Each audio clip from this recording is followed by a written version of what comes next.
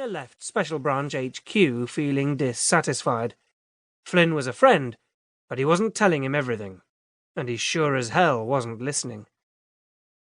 From his hotel room, Mariner phoned Maggie Devlin, an old friend of his mother's he'd met for the first and only time at Rose's funeral last year.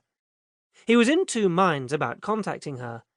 As a psychologist and trained counsellor, she'd be all over him like a rash, but he wanted to find out if she'd known.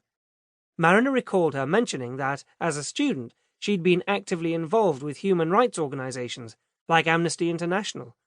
With her social conscience, the chances were that she and Sir Geoffrey Ryland would at least have had some shared interests.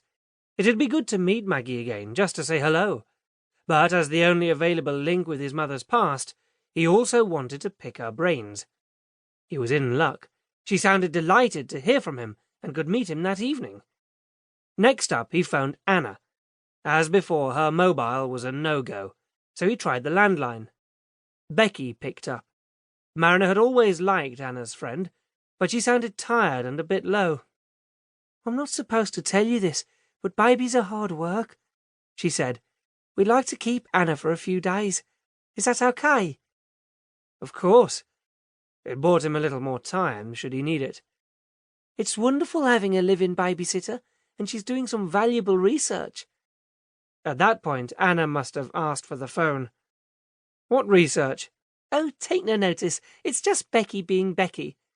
"You haven't put down a deposit on a house."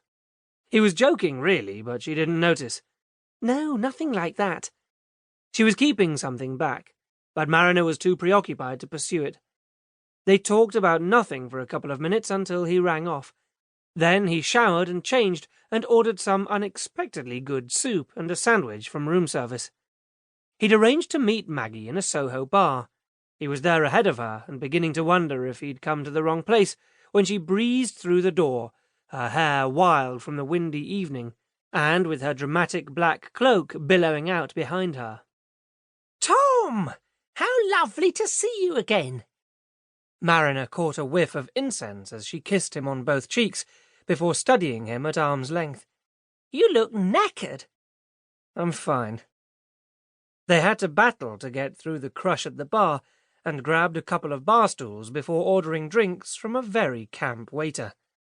"That bomb went off. Are you involved in that?" Maggie asked when they were alone. "If it was a bomb," said Mariner. "No one seems to know yet.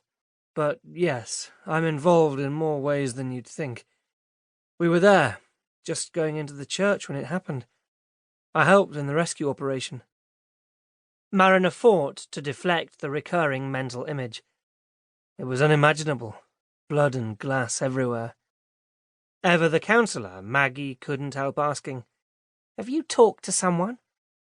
"Others ahead of me in the queue," Mariner said, "but I'm used to the rough stuff. I'm all right." "So you said." She gave him an appraising look. "And yet you flinch every time there's a loud noise. Did you know that?"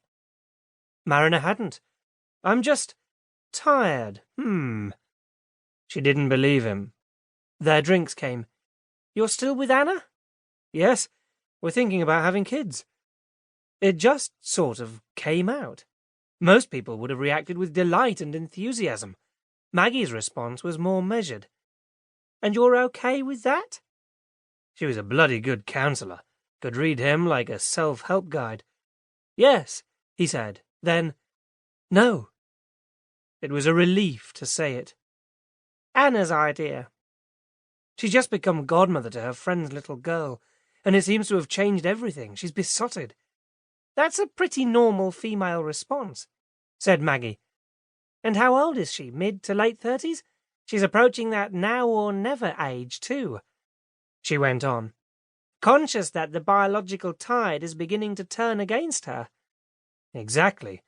So now babies are practically the only topic of conversation." "And what about you?" asked Maggie. "I've sort of gone along with it, I suppose." She waited patiently. Good sense of timing. Anna's right. Now that Rose is dead, there's no one else. No one that Maggie knew about yet, anyway. And I can see that it might be nice to create a family of my own. We've got something solid, or at least I thought we had, in many ways.